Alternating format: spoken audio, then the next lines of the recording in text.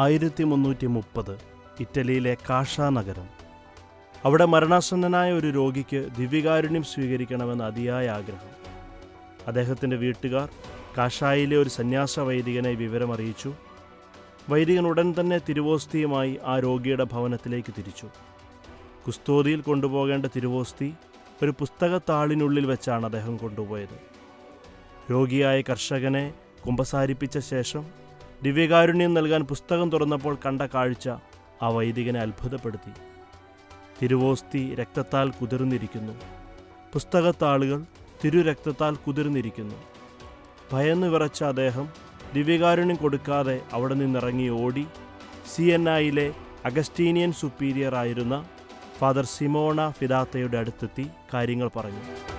Father Simona ആ ദിവ്യകാരുണ്യ അത്ഭുതം കണ്ട് ബോധ്യപ്പെട്ട് അവ സൂക്ഷിക്കാൻ ആ പുരോഹിതനോട് തന്നെ ആവശ്യപ്പെട്ടു.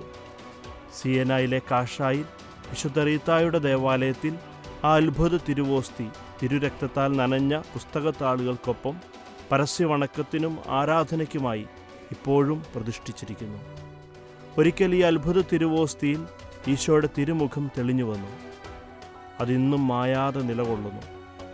ഈ തിരുവോസ്തി സ്ഥിതി ചെയ്യുന്ന കാഷായിലെ വിശുദ്ധ റീത്തായുടെ ദേവാലയം ഇന്നൊരു ബസലിക്കയാണ്. പാപികളുടെ മാനസാന്തരം അതിയായി ആഗ്രഹിക്കുന്ന പരിശുദ്ധ പരമ ദിവ്യകാരുണ്യമേ, നിരവധിയായ പാപങ്ങളിലേക്കുള്ള ഞങ്ങളുടെ വീഴ്ചകളോർത്ത് ഞങ്ങൾ ദുഃഖിക്കുന്നു.